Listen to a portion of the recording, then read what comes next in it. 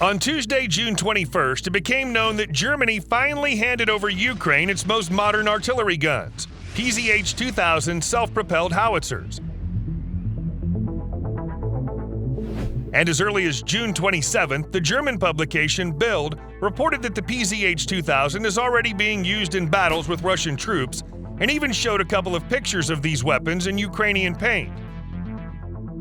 Today, we'll tell you what this weapon is and how it can help Ukraine in its confrontation with Russia. If you skip patriotism lessons in school, in a nutshell, we describe what a self-propelled howitzer even does on the battlefield today.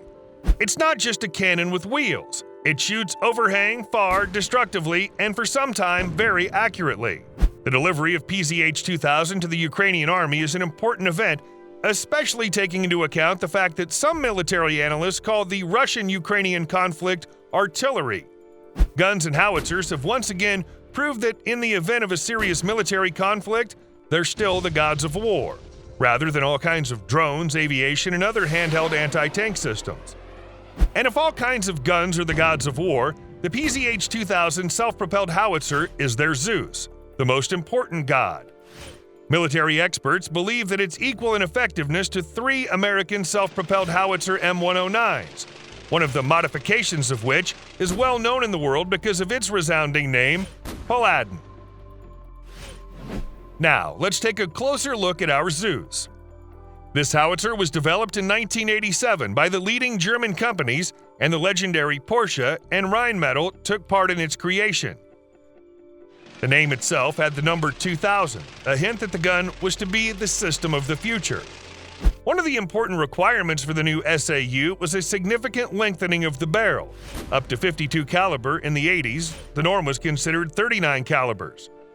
A longer barrel enables better acceleration of the projectile and greatly increases the shooting range up to 30 kilometers, and more even with conventional ammunition.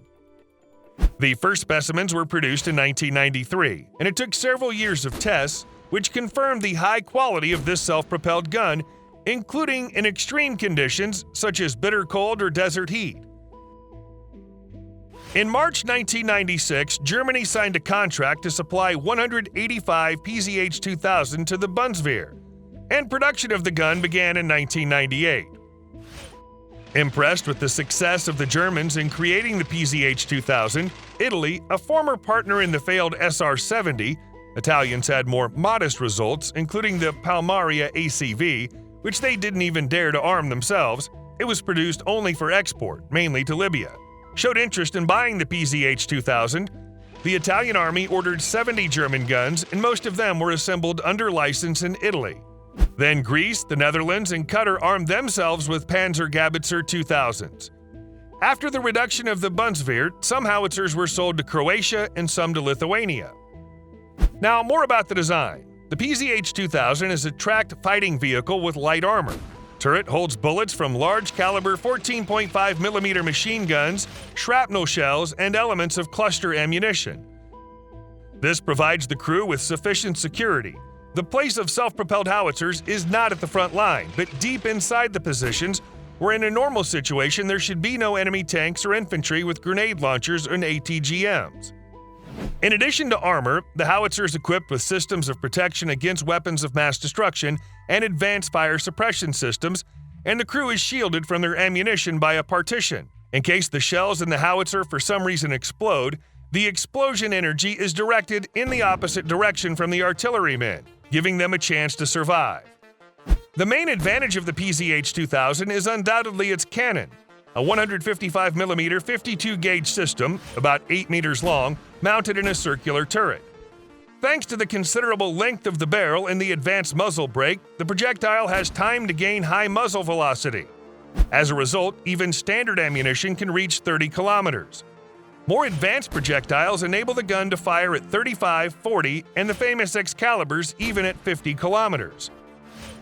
The PzH 2000 is equipped with state-of-the-art scopes and laser rangefinder, as well as its radar station, which measures the speed of each projectile fired, and an onboard navigation system with a GPS receiver to enable it to shoot not only far, but also accurately. The successful design of the gunner allows it to fire not only accurately, but also quickly, There are 60 shells in the rear of the PzH 2000. With a full crew of 5, including 2 loaders, the gun can fire up to 12 rounds per minute. In the 1997 test, it fired 20 rounds in 107 seconds, an excellent result. In case of no loaders, the howitzer can also fire with an incomplete crew of 3 or even 2 people. It's considered that one PzH 2000 is approximately equal to 3 American M109s.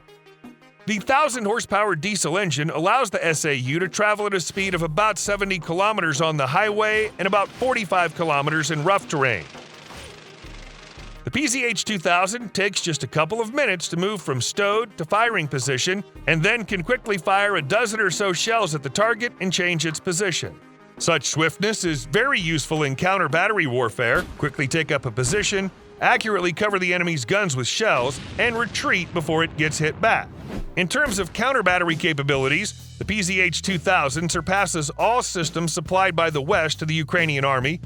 The advanced fire control system allows firing in the so-called multiple-round simultaneous impact mode.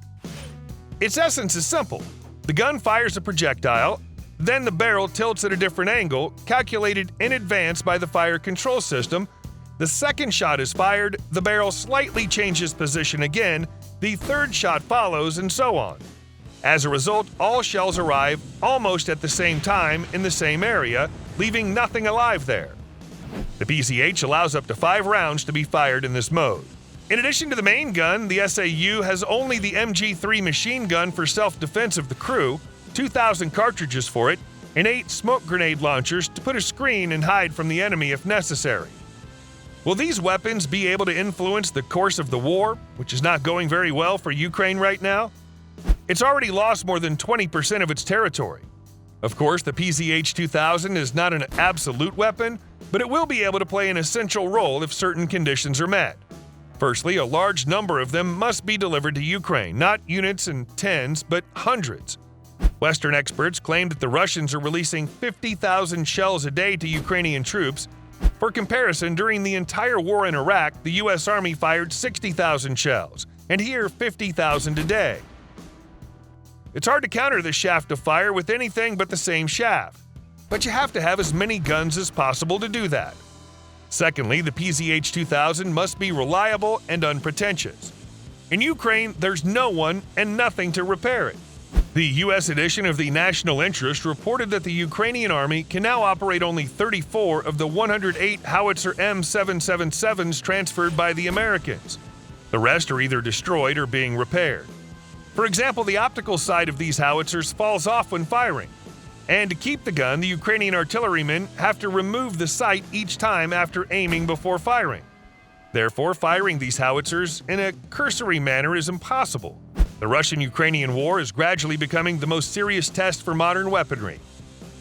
Let's hope that the famous German quality also applies to their weapons, in particular the PzH 2000 self-propelled howitzer.